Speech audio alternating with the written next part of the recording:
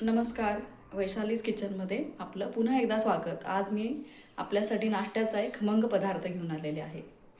आज मी बनवणार आहे खमंग आणि पौष्टिक असं थालीपीठ। 1 वाटी बीट किसलेलं, 1 वाटी किसलेला कोबी, 1 वाटी चिरलेला कांदा, 1 वाटी चिरलेली कोथिंबीर, 1 वाटी गव्हाचं पीठ, 1 वाटी ज्वारीचं पीठ, 1 वाटी बेसन पीठ,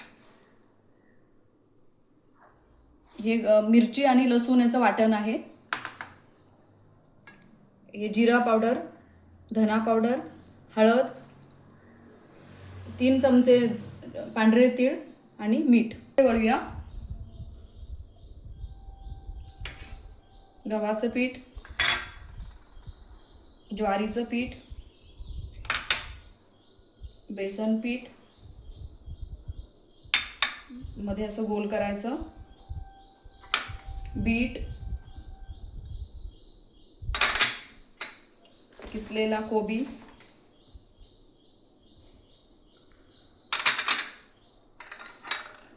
कांदा,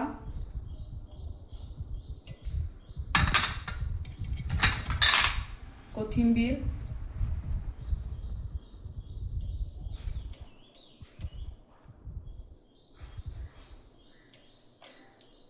मिरची, लसूण आणि कोथिंबीरीचं हे वाटण आहे।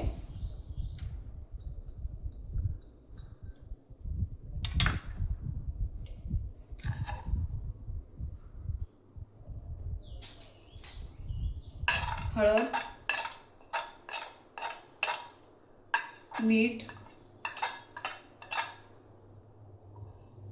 पांढरे तीळ,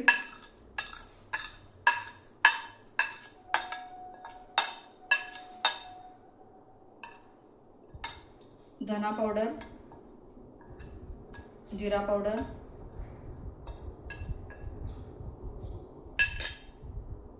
सर्व साहित्य घालून झालेलं आहे। सगळं घातलेलं साहित्य हे सगळं एकत्र करून चांगलं पीठ मळून घ्यायचं। मिश्रणाला असा सुंदर कलर आलेला आहे त्याच पाण्याच्या भाज्यांच्या ओलाव्यामध्ये पीठ मळून होतं, तरी पण थोडंसं लागलं तर पाणी थोडंसं त्यात ॲड करायचं। अशा प्रकारे हे थालीपीठाचं पीठ छानपैकी मळून झालेलं आहे। त्यासाठी हे पोळपाट घेतलेला आहे। पोळपाटावर हा प्लास्टिकचा एक पिशवी आहे। प्लास्टिकच्या पिशवीला थोडंसं तेलाचा हात लावून असं घ्यायचं आहे। पिठाचा गोळा करायचा आहे। ज्या आकाराचे थालीपीठ हवेत त्या आकाराचे छोटे केले तरी चालतील।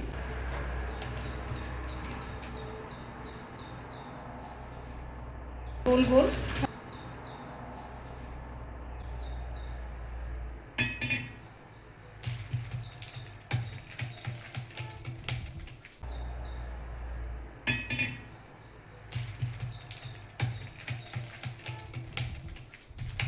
चालू आहे।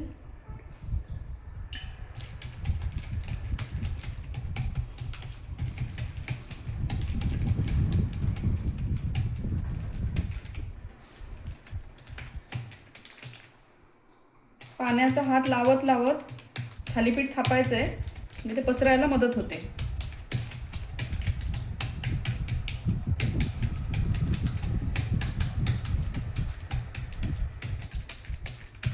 अशा प्रकारे हे मध्यम आकाराचं थालीपीठ थापून झालेलं आहे।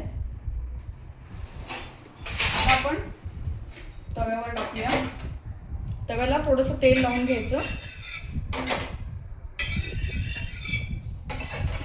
तेल लावल्यानंतर हे थालीपीठ असं अलगद हातावर काढून घ्यायचं, अशी पिशवी सोडून घ्यायची आणि थालीपीठ तव्यावर टाकायचं आणि पाण्याच्या हाताने त्याला अशी थोडी छिद्र पाडायची। पुन्हा एक थोडंसं कडेने तेल टाकायचं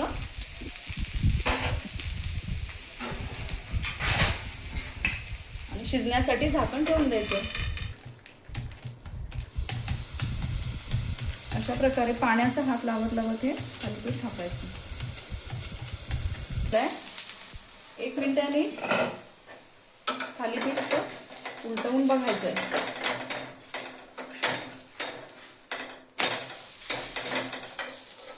आपण बघत असाल अतिशय खमंग असं थालीपीठ दिसतंय, खरपूस भाजलं गेलंय.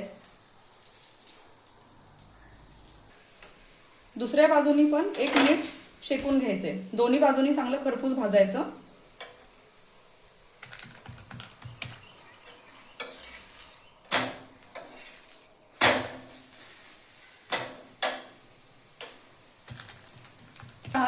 दोन्ही बाजूनी थालीपीठ चांगलं शेकलेलं आहे. आता आपण काढून घेऊया.